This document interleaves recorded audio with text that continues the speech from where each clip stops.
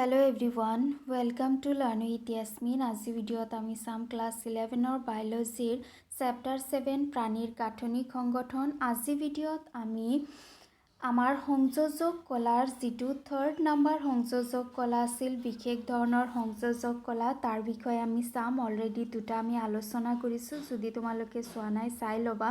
So বিশেষ ধৰণৰ সংযোজক কলাৰ ভিতৰত আহে কোমল অস্থি, অস্থি আৰু তেজ। আমি এই গোটেইকেইটা এটা এটাকৈ আলোচনা কৰিম। প্ৰথমতে আমি চাম কোমল অস্থিটো কি হয়।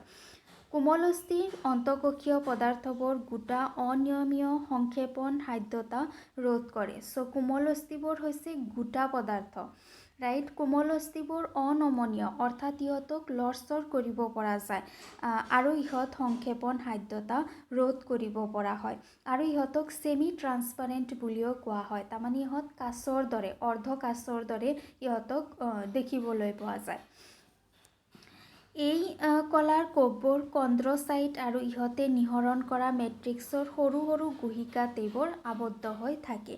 সো এই যিবোৰ সংযোজক কলা আছে, এই সংযোজক কলাৰ যিটো কোষ আছে, কোষবিধৰ নাম হৈছে কন্দ্ৰচাইট। আৰু এই কন্দ্ৰচাইটসমূহে যি আধাৰ দ্ৰব্য আছে, আধাৰ দ্ৰব্যৰ সৰু সৰু গুহিকা কিছুমান আছে, সেই গুহিকাসমূহত সোমাই থাকে। ছাপ'জ এইটো আধাৰ দ্ৰব্য হয়, আধাৰ দ্ৰব্যত এনেকুৱা কিছুমান গুহিকা আছে, সেই গুহিকাসমূহত এই কন্দ্ৰচাইট নামৰ যিটো কোষ আছে, সেই কোষটো সোমাই থাকে।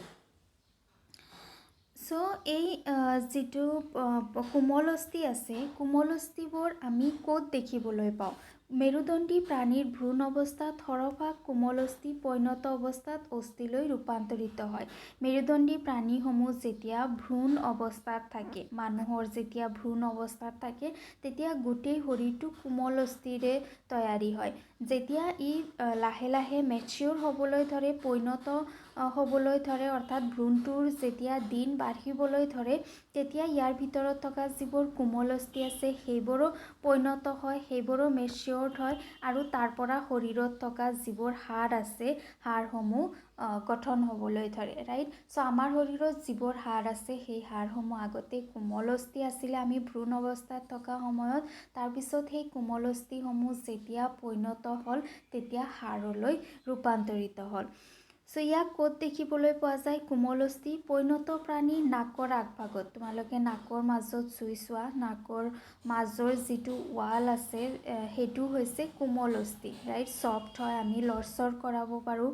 বহিৰ্কৰ্ণ, আমাৰ কাণৰ যিখিনি বাহিৰৰ অংশ আছে, সেইখিনি অংশ নাকৰ অংশৰ দৰে একেই হয়, একেবাৰে হাড়ৰ দৰে হাৰ্ডো নহয়, একেবাৰে ছফ্টো নহয়, আৰু সিহঁতক আমি লৰচৰো কৰিব পাৰোঁ। ৰাজহাড়ৰ কেৰুকাৰ মাজত পদৰ আৰু হাড়ৰ সন্ধিত কোমল অস্থি থাকে। ছাপ'জ এইটো এটা হাড়, এইটো এটা হাড়, এই দুটা হাড় য'ত লগ লাগিছে, তাৰ বাহিৰৰ যি আৱৰণি আছে, সেই আৱৰণিতো কোমল অস্থি থাকে।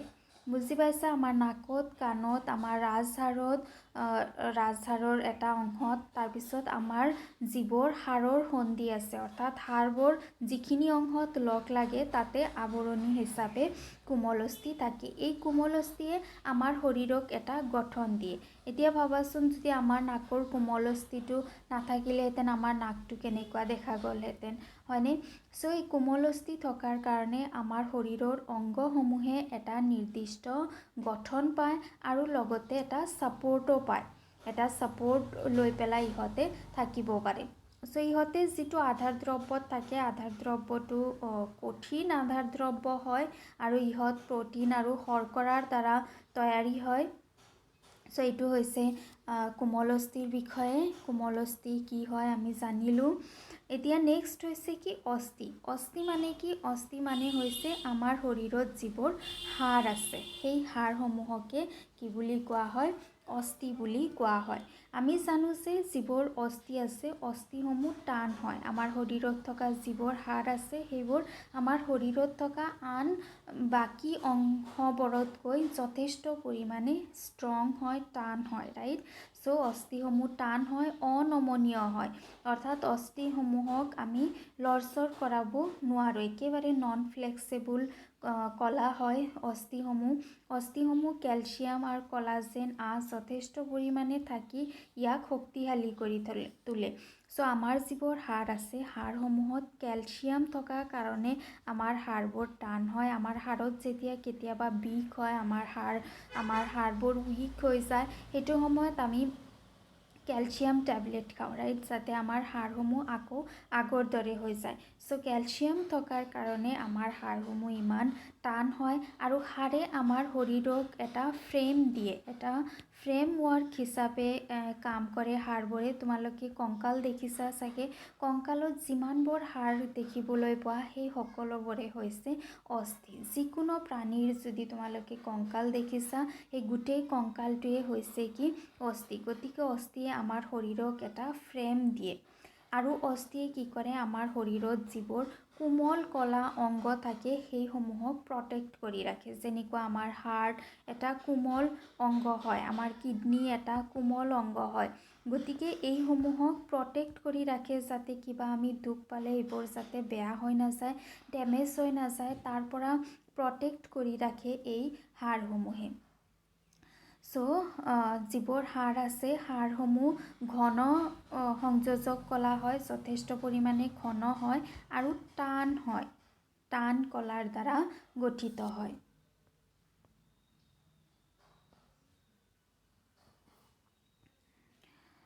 চ' ইহঁতে কি কৰে আমি চিত্ৰবোৰ চাম ইহঁতে আমাৰ যি হাড় আছে অংগ আছে অংগসমূহক ৰক্ষণাবেক্ষণ দিয়ে আৰু অস্থিত থকা যিটো কোষ আছে কোষটোৰ নাম হৈছে অস্থিকোষ আৰু অস্থিকোষ লেকুনিন নামৰ গুহিকাত স্থান কৰে তাৰমানে অস্থি কোষ যিবোৰ আছে অস্থিচাইট বুলি কোৱা হয় এই অস্থিচাইটবোৰ কিছুমান কেভিটিত সোমাই থাকে কিছুমান গাঁতত সোমাই থাকে এনেকুৱা কিছুমান গাঁতত সোমাই থাকে এই গাঁতসমূহক কোৱা হয় কি লেকুনিন গাঁতসমূহৰ নাম হৈছে লেকুনিন আৰু এই কোষটোৰ নাম হৈছে কি অষ্টিঅচাইট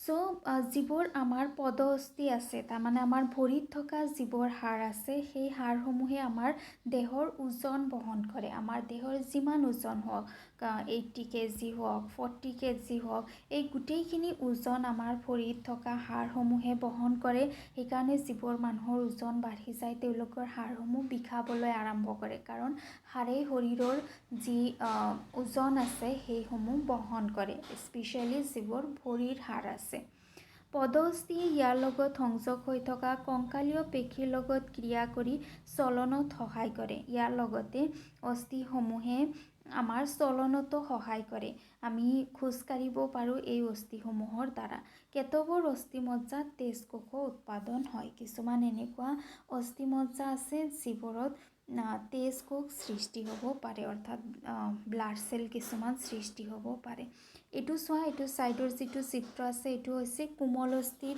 ছবি চ' এইবোৰ হৈছে কন্দ্ৰচাইট কোমল অস্থিৰ যিবোৰ কোষ থাকে সেই কোষসমূহ কন্দ্ৰচাইট এইটো হৈছে কোষ কেন্দ্ৰ আৰু এইবোৰ যিবোৰ অংশ দেখিবলৈ পাইছা এইবোৰ হৈছে কলাজেন যাৰ দ্বাৰা কোমল অস্থি গঠিত হয় কলাজেন আৰু এইবোৰ হৈছে কন্দ্ৰচাইট কোমল অস্থিত থকা কোষ তাৰপিছত এইটো হৈছে অস্থি অৰ্থাৎ হাড়বোৰ ভিতৰৰ পৰা এনেকুৱা ধৰণৰ হয় এইটো হাড়ত থকা কোষ যিটো আছে আমাৰ কি কোৱা হয় ইয়াক অষ্টিঅচাইট চ' এইটো হৈছে অষ্টিঅচাইট আৰু এইটো হৈছে অষ্টিঅচাইটৰ গুহা যাক লিকুনিন বুলি কোৱা হয় এতিয়া আমাৰ থাৰ্ডটো যিটো বিশেষ ধৰণৰ সংযোজক কলা আছিল সেইটো হৈছিল কি তেজ আমি এতিয়া তেজৰ বিষয়ে জানিম তেজ আমি সকলোৱে চিনি পাওঁ ৰাইট ৰঙা ৰঙৰ আমি কাটি গ'লে আমাৰ শৰীৰৰ পৰা যি জলীয়া পদাৰ্থ ওলায় সেইটোৱে হৈছে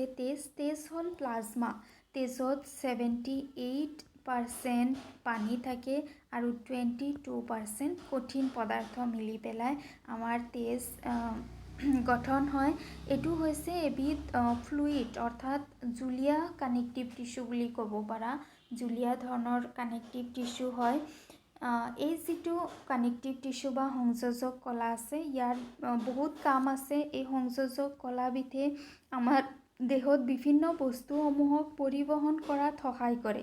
যেনেকুৱা আমাৰ দেহত অক্সিজেন পৰিবহণ কৰায়, আমাৰ হাঁওফাঁওৰ পৰা অক্সিজেনসমূহ দেহৰ বিভিন্ন অংশত পৰিবহণ কৰায়। তাৰপিছত আমাৰ কোষসমূহত যিবোৰ অলাগতিয়াল পদাৰ্থ সৃষ্টি হয়, সেই অলাগতিয়াল পদাৰ্থসমূহ তেজসমূহে কালেক্ট কৰে।